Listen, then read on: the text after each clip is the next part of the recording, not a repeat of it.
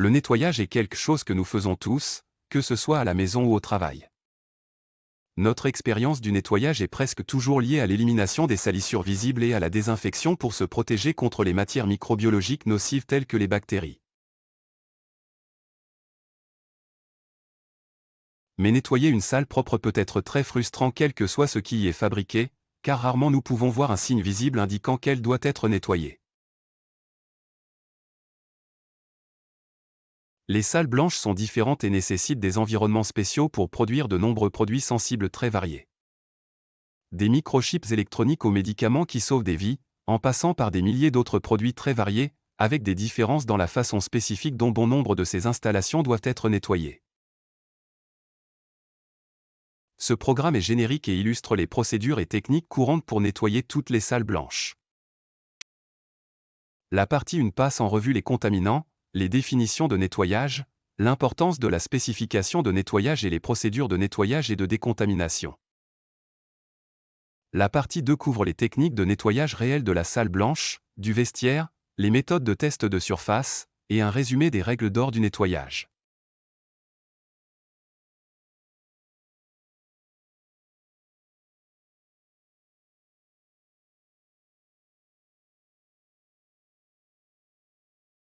Il existe 4 types de contamination qui doivent être éliminés ou neutralisés.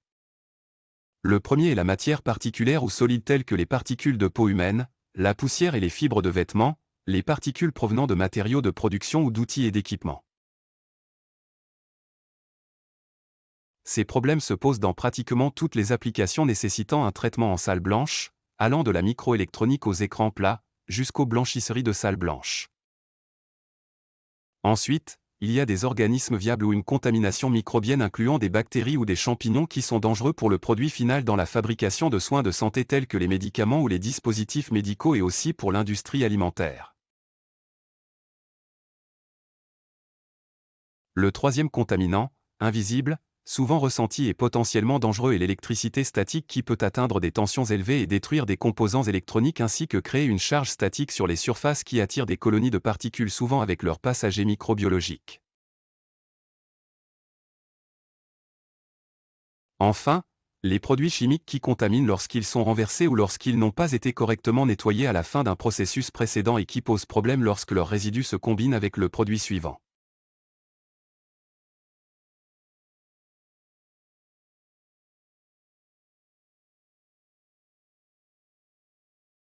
Il y a 2 activités de nettoyage de salles blanches distinctes.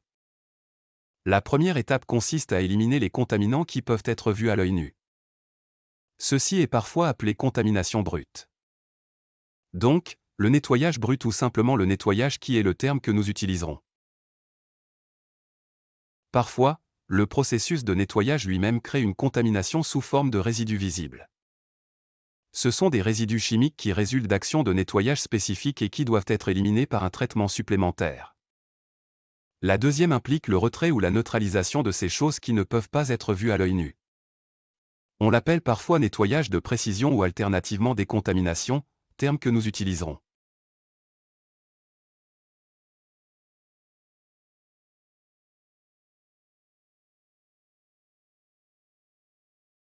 La spécification de nettoyage de la salle blanche, généralement intégrée à une procédure opérationnelle standard ou SOP, est un calendrier de tous les processus et matériaux à utiliser. Il spécifie les exigences générales de nettoyage régulier et est particulièrement pertinent lorsqu'une nouvelle salle propre est préparée pour l'utilisation. Comme tout a besoin à la fois d'un nettoyage fondamental et d'une décontamination après les travaux de construction. La spécification de nettoyage identifie les protocoles et les procédures à suivre dans chaque zone par ordre de priorité. Les détails précis varient bien sûr d'une salle blanche à une autre. Le zonage identifie le niveau de propreté à atteindre et la priorité de nettoyage en fonction de la sensibilité à la contamination du produit fabriqué ou manipulé là-bas. Donc, c'est le cœur d'une fab de gaufrettes ou d'une suite stérile qui se voit attribuer la plus haute catégorie, tandis que les salles blanches qui préparent les matériaux pour utilisation ont une classification inférieure. D'autres classifications donnent la séquence de nettoyage à l'intérieur de chaque zone spécifique et le type de processus de décontamination à effectuer. Ainsi, la salle blanche peut être une zone à et comporter un emplacement 1, un emplacement 2, un emplacement 3 ou plus, et le nettoyage se termine. Un point critique à retenir est que pratiquement tous les processus de nettoyage en salle blanche sont suivis d'un processus de décontamination et dans tous les cas, la spécification ou le SOP doit être suivi sans exception.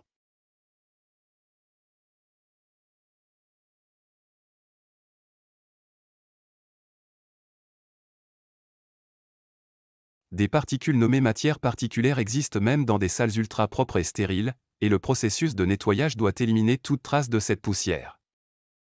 Parfois, jusqu'aux plus petites particules de moins de 0,1 micron. Les particules de grande taille sont relativement faciles à éliminer en raison de leur taille par rapport aux forces qui les maintiennent à une surface. Les petites particules sont plus dures. Plus la particule est petite dans les tailles submicroniques basses, plus il est difficile de la retirer en raison de sa petite taille par rapport aux forces qui la retiennent. En fait, il existe 4 méthodes pour éliminer les particules. La première méthode consiste à utiliser des aspirateurs pour faire une aspiration. Le deuxième en essuyant.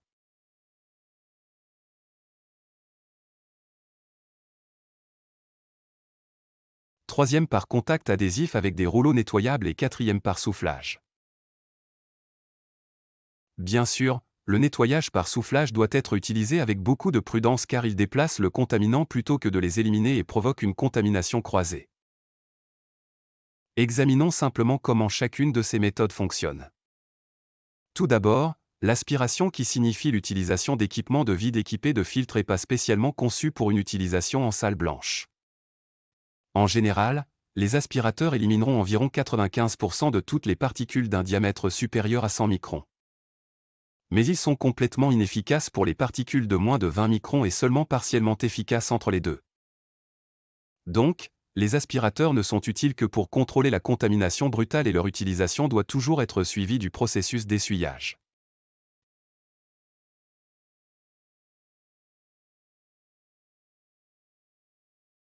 La plupart du nettoyage en salle blanche et certainement toute la décontamination se fait par essuyage humide ou mouillé, qui comprend le nettoyage à la serpillière.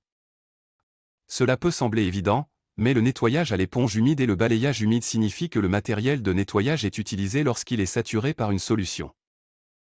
Alors que l'essuyage humide signifie que le matériel d'essuyage est mouillé avec la solution, dont la plupart est ensuite retirée avant utilisation. L'application humide est normalement utilisée dans les industries pharmaceutiques, alimentaires et similaires, et le nettoyage humide dans l'électronique et la plupart des autres applications. L'utilisation d'essuyage à sec n'est généralement pas recommandée car à l'état sec, les matériaux d'essuyage perdent des particules.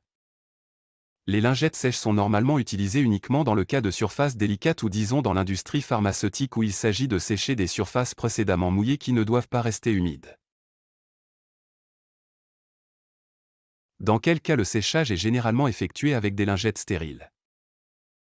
La plupart des lingettes de salle blanche sont fabriquées à partir de fibres synthétiques qui, à l'état sec, se chargent d'électricité statique pendant l'action de nettoyage et attirent les particules, ce qui cause d'autres difficultés où la décharge électrostatique présente des problèmes liés au produit.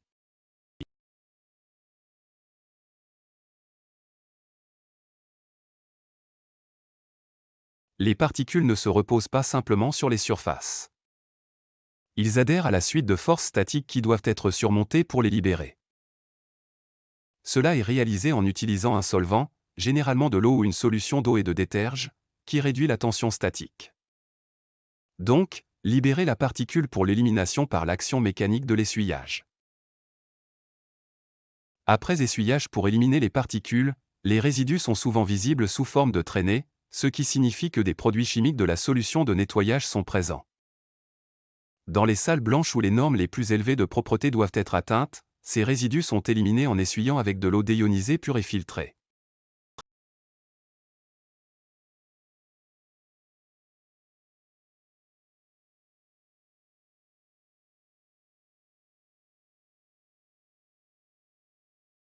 Dans les environnements microbiologiquement contrôlés où sont manipulés des produits pharmaceutiques, des dispositifs médicaux ou des produits alimentaires, des désinfectants sont alors utilisés.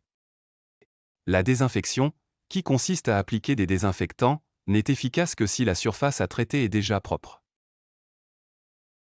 Les désinfectants sont l'un des agents de nettoyage qui ont le plus souvent besoin de temps pour agir et la procédure spécifiée doit être suivie sans modification. Les déversements dans les salles blanches sont presque certainement dangereux et impliquent presque toujours des produits chimiques. Gérer de tels déversements est autant une question de réglementation légale et de sécurité de l'usine que de spécifications de nettoyage, et une formation et des connaissances spécifiques des procédures opérationnelles standards de l'usine doivent être prises en compte lors de leur traitement. Évidemment, le nettoyage et la décontamination de telles fuites nécessitent l'utilisation des bons agents, matériaux et méthodes, et que la substance renversée ne soit pas autorisée à se répandre et à contaminer d'autres zones ou composants.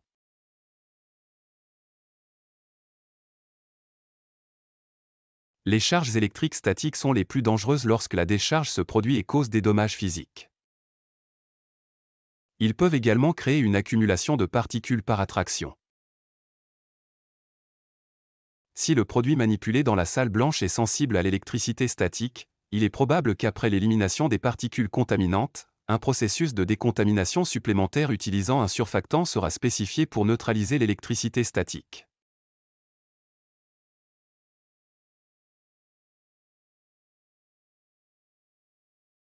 Les lingettes compatibles avec une salle blanche peuvent soit être douées pour retenir l'humidité, auquel cas elles sont probablement faites de fibres naturelles absorbantes ayant tendance à disséminer des particules sur les surfaces ou dans l'atmosphère, soit être faites de fibres synthétiques à faible peluchage qui ne sont pas douées pour absorber ou retenir les liquides. Quel que soit le type de lingette utilisée, il est probable qu'elles changent de caractéristiques lorsqu'elles sont mouillées et il faut faire attention lors de leur utilisation. Une fois que les particules ont été traitées, l'essuyage humide et le lavage à l'eau sont les moyens pour éliminer et neutraliser les autres contaminants. Il fonctionne grâce à une combinaison de 4 paramètres. Premier, action mécanique. Deuxième, action chimique. Troisième, la température de la solution. Normalement, de l'eau à températures ambiantes peut être utilisée. Cependant, une augmentation de la température peut accélérer la réaction chimique, et par conséquent, le temps nécessaire pour que la solution soit la plus efficace.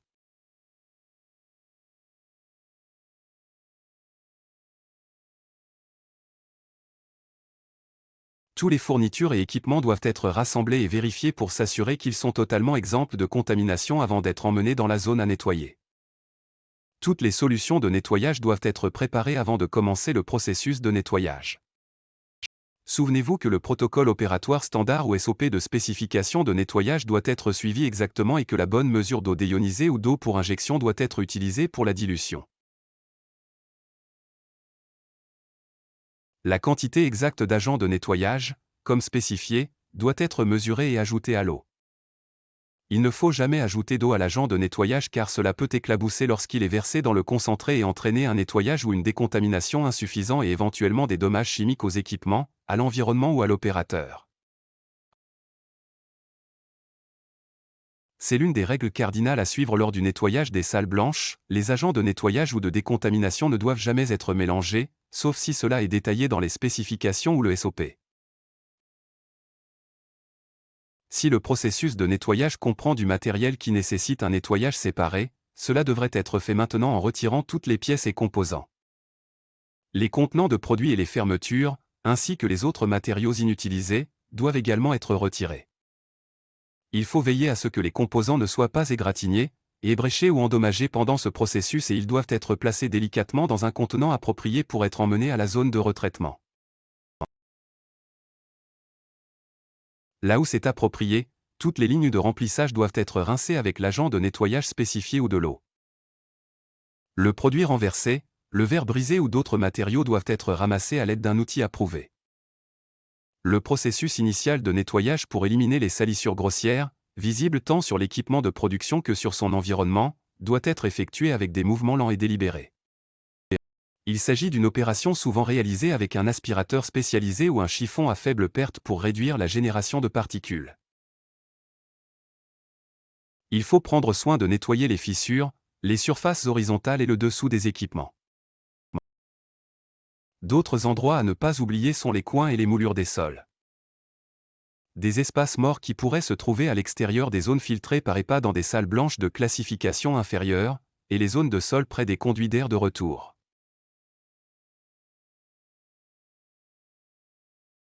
La zoning de la salle blanche par zone est courant, mais en plus, une priorité peut être ajoutée pour respecter une autre règle cardinale que le nettoyage doit être effectué en travaillant de la partie la plus propre à la partie la plus sale.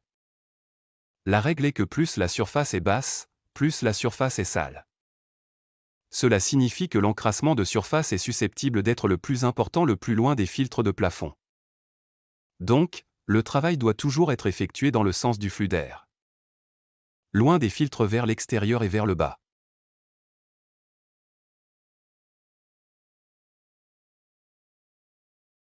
Avant de passer au nettoyage, regardons la bonne manière d'utiliser une lingette pour salle blanche. Toujours le plier de manière à présenter une face propre à chaque utilisation car même s'il s'agit d'une salle propre qui est nettoyée, il est surprenant de voir combien de saleté peut être visible sur un chiffon. Il devrait être plié de sorte que la prochaine face propre soit facilement disponible.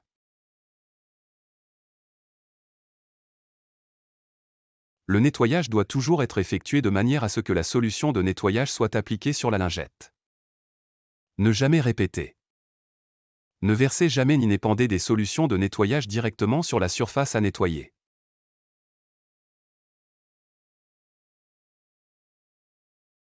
Le nettoyage commence par le plafond. Au fait, si un système d'ionisation est installé, il doit être désactivé avant de nettoyer le plafond. Lorsque le plafond est filtré à 100% EPA, alors la grille doit normalement être laissée telle qu'elle et ne pas être nettoyée. Si le système fonctionne correctement, il y a un risque que les dommages causés soient plus importants que les avantages d'un plafond propre. Si elles doivent être nettoyées, alors seule la grille doit être nettoyée à l'aspirateur suivant le motif de la grille dans une seule direction et prenant grand soin de ne pas endommager le filtre. La bonne manière d'aspirer ou d'essuyer un plafond est la même que pour toute surface dans une salle propre en utilisant des mouvements longs, droits et superposés. Un rouleau sec peut également être utilisé pour nettoyer ces zones sensibles et les mêmes mouvements de superposition devraient être utilisés. Lorsque des rouleaux secs sont utilisés, il faut veiller à les nettoyer fréquemment car ils retiennent et dispersent les particules.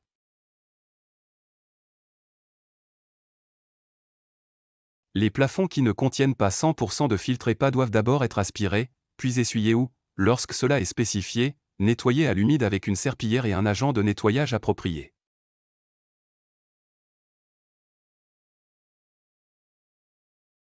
Encore une fois, le nettoyage doit être effectué en ligne droite et superposée.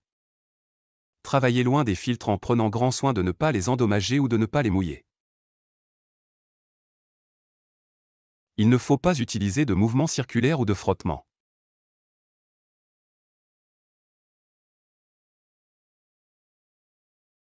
Dans certains pays, le nettoyage des équipements électriques et autres équipements sensibles est régi par la législation sur la santé et la sécurité et peut ne pas être inclus dans la spécification de nettoyage général. Dans ce cas, la procédure opératoire standard, SOP, identifiera qui peut faire le travail, comment et quand. Le nettoyage de ces articles ne peut souvent être effectué que lorsque la salle blanche n'est pas en production. Il existe bien sûr de nombreux types de luminaires installés dans les salles propres et la plupart d'entre eux attirent les particules. Pour éviter de graver la lentille pendant le nettoyage, l'extérieur des luminaires doit être essuyé avec une lingette de salle blanche humidifiée avec un agent de nettoyage compatible et l'intérieur nettoyé de la même manière à l'intervalle de service spécifié.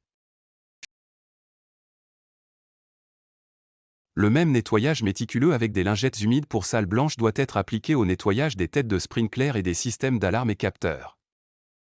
Mais encore une fois, le SOP spécifiera qui peut nettoyer ces articles et quand. Les systèmes d'ionisation doivent être nettoyés selon les instructions du fabricant, mais il est caractéristique que les particules soient dispersées pendant le nettoyage, qui ne doit être effectué qu'avec des aspirateurs lorsque la salle blanche n'est pas utilisée. Parce que le nettoyage d'un système d'ionisation provoque la dispersion des particules, il est généralement nécessaire que l'ensemble de la salle blanche soit nettoyé et décontaminé après le nettoyage du système. Souviens-toi. Il faut prendre grand soin des filtres EPA, notamment en veillant à ce qu'ils ne soient pas mouillés par des matériaux de nettoyage humides ou mouillés, ou endommagés mécaniquement par des brosses ou des bus d'aspirateur.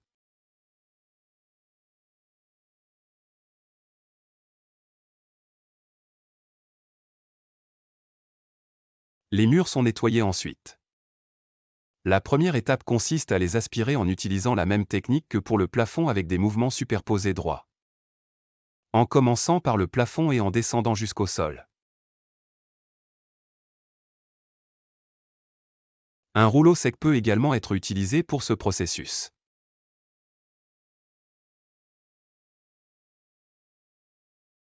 Après avoir passé l'aspirateur, les murs doivent être nettoyés à l'aide d'un chiffon humide pour éliminer les particules.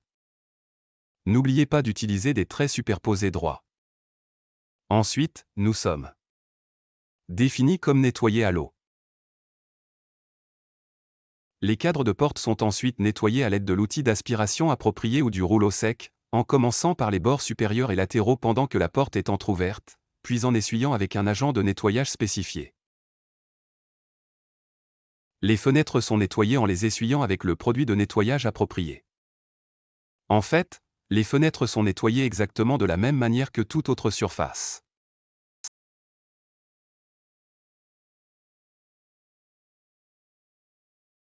Le nettoyage et la décontamination des postes de travail sont effectués exactement comme dans tous les autres domaines.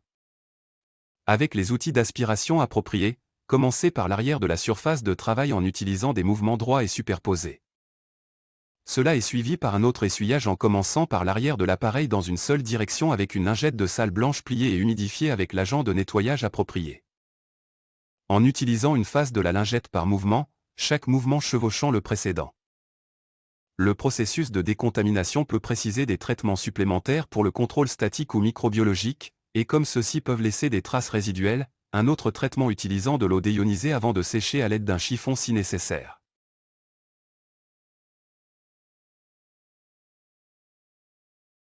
Examinons en détail le nettoyage des sols. Il existe plusieurs types de revêtements de sol, allant de ceux qui sont traités avec des résines ou peints à des carreaux de céramique avec du joint de résine qui ne conviennent pas pour des salles blanches de haute classification, et des thermoplastiques en carreaux ou en feuilles soudées continues. Des sols perforés et surélevés sont installés dans de nombreuses salles blanches de microélectronique. En fin de compte, plus la salle blanche est propre, plus le sol devrait être lisse et continu car l'exigence principale est qu'il soit nettoyable et résistant aux dommages causés par l'usure. Avant d'examiner les méthodes de nettoyage, examinons la différence entre la brillance du sol et la propreté du sol. Les publicités télévisées affirment constamment que si ça brille, c'est propre. Ce n'est pas vrai car la saleté peut être faite pour nettoyer. La brillance est un phénomène optique observé lorsque le sol reflète la lumière. Soit parce qu'il a été fabriqué de cette façon, soit en recouvrant la surface avec une substance pouvant être polie comme de la cire ou une émulsion acrylique. Cependant, le revêtement est moins résistant que le matériau du sol et s'use rapidement avec l'utilisation et commence à s'écailler. Donc, augmentant la contamination particulière. Un sol de salle blanche doit être laissé dans son état d'origine et ne doit pas être enduit ou poli avec des substances qui compromettent les exigences de propreté ou microbiologique. Le sol d'une salle blanche en utilisation ne doit pas être nettoyé avec une monobrosse. Si c'est lors du nettoyage des constructeurs ou après une grande rénovation, la machine doit être équipée de tampons à faible abrasion et être d'un type avec une tête d'aspiration et un système de filtration EPA complet. Le nettoyage quotidien et la décontamination des sols suivent exactement les techniques utilisées pour les autres parties de la salle blanche. Ainsi, la première étape consiste à s'occuper de la contamination brute en aspirant avec des mouvements droits et superposés. Les côtes doivent être aspirées puis essuyées à la main. Les planchers perforés surélevés sont d'abord aspirés puis essuyés à l'humide. Lorsque les sols doivent être nettoyés à l'eau, cela se fait à l'aide d'un système à un seau ou d'un système à deux seaux. Le système à un seau utilise un seul seau de solution nettoyante, désinfectante ou antistatique, qui est appliqué humide sur le sol. C'est suivi par son enlèvement avec une serpillière ou un aspirateur humide filtré par EPA. Si le système à un seau est adopté, il est normal de suivre l'approche de nettoyage et de décontamination en une seule étape. Lorsqu'un nettoyant et un traitement combiné sont utilisés, car il est très laborieux d'utiliser un nettoyant séparé suivi d'un agent de décontamination distinct. Avec le système à deux seaux, le premier conteneur contient l'agent de nettoyage qui est appliqué au sol et le deuxième seau est utilisé pour les rincer et contenir la solution récupérée lors du processus de nettoyage. La technique de nettoyage suit les principes de commencer à l'endroit le plus propre le plus éloigné de la porte et de travailler vers la sortie. N'oubliez jamais d'utiliser des traits qui se chevauchent et de laisser le temps aux agents nettoyants de fonctionner comme indiqué dans le cahier des charges de nettoyage.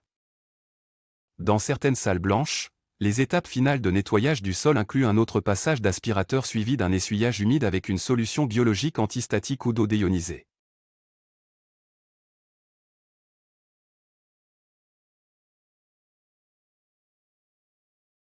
Les tables, les bancs et les chaises doivent être nettoyés et décontaminés par aspiration suivie d'un essuyage. Les tapis adhésifs et les tapis nettoyables doivent être renouvelés ou nettoyés conformément aux instructions spécifiques. Les tapis lavables devraient être séchés car bien qu'efficaces, ils peuvent être dangereux lorsqu'ils sont mouillés. Il faut également veiller à sécher le dessous de ces tapis. Comme l'humidité résiduelle peut être une zone d'incubation et de reproduction fertile pour les micro-organismes. Si des tapis renouvelables sont utilisés, alors la feuille de sol doit être pelée des quatre coins et soulevée sous la forme d'un sac ou d'une poche. L'action devrait être effectuée lentement afin que la charge statique créée par cette action et la propagation de la contamination déjà déposée soient minimisées.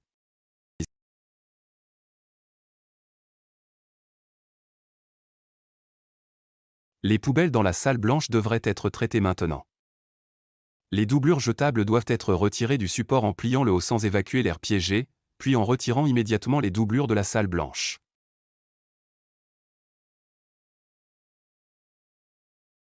Si des doublures ne sont pas utilisées, alors les réceptacles devraient être vidés à l'extérieur de la salle propre et nettoyés avec l'agent de nettoyage approprié avant d'être retournés à la salle propre. L'équipement de production ou les enceintes sont ensuite décontaminés. Le SOP précise si cela est fait par des spécialistes du nettoyage ou du personnel de production. Un soin extraordinaire doit être pris avec une adhérence complète aux méthodes spécifiées, mais les techniques sont les mêmes que partout ailleurs dans la salle blanche. Seulement encore plus. Une attention particulière doit être accordée aux contacts électriques et aux panneaux de contrôle. Dans certains cas, les règles de sécurité peuvent ne pas autoriser le nettoyage de ces derniers pendant que la salle blanche est en fonctionnement. Par exemple, lorsque l'usine fonctionne par relais pendant 24 heures. Cependant, peu importe quand le travail est effectué, toute alimentation électrique doit être coupée lors du nettoyage de ces composants et il faut vérifier que ces zones sont protégées par des joints étanches. Il ne faut pas laisser les solutions de nettoyage couler sur l'équipement sauf si cela est spécifiquement indiqué. Lorsque la salle blanche contient des courroies, des pistes ou des convoyeurs en mouvement, un soin particulier doit être pris pour enlever tout plastique usé ou limaille métallique qui frotte ou s'abrasse sur les surfaces visibles ou sur les faces inférieures.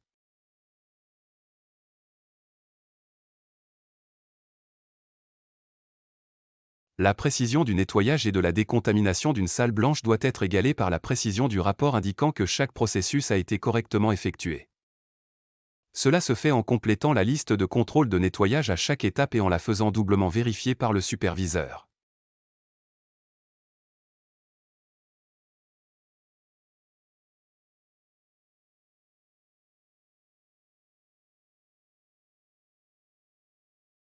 Après la salle blanche, la zone de changement doit être nettoyée et décontaminée exactement de la même manière. S'assurer que les casiers et tous les endroits où les gens entrent en contact sont entièrement nettoyés et décontaminés. Cela comprend sous les étagères, à l'intérieur des boîtes à chaussures et les zones de nettoyage ainsi que le passage enjambé.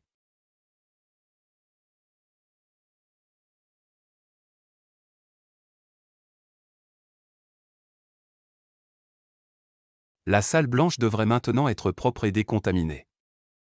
Mais comment savons-nous à quel point c'est propre?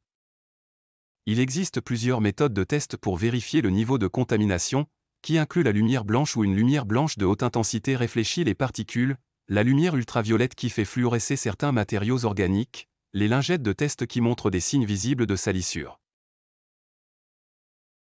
Plaques témoins et détecteurs de particules de surface.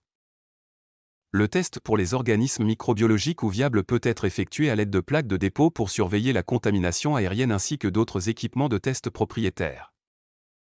Ces tests assurent le contrôle de la qualité du nettoyage, mais il est probable que la majorité des salles blanches ne sont pas régulièrement testées pour la propreté de surface. Que les tests soient effectués ou non, le nettoyage de la salle blanche devrait être soumis à un système de gestion de la qualité ou d'assurance qualité. Ces derniers fournissent les activités préprogrammées, les spécifications validées, et les contrôles pour tous les processus de nettoyage et de décontamination à suivre sans exception à chaque fois. En fait, pour adopter le système de travail qui a été démontré dans ce programme qui est basé sur les règles d'or du nettoyage des chambres propres.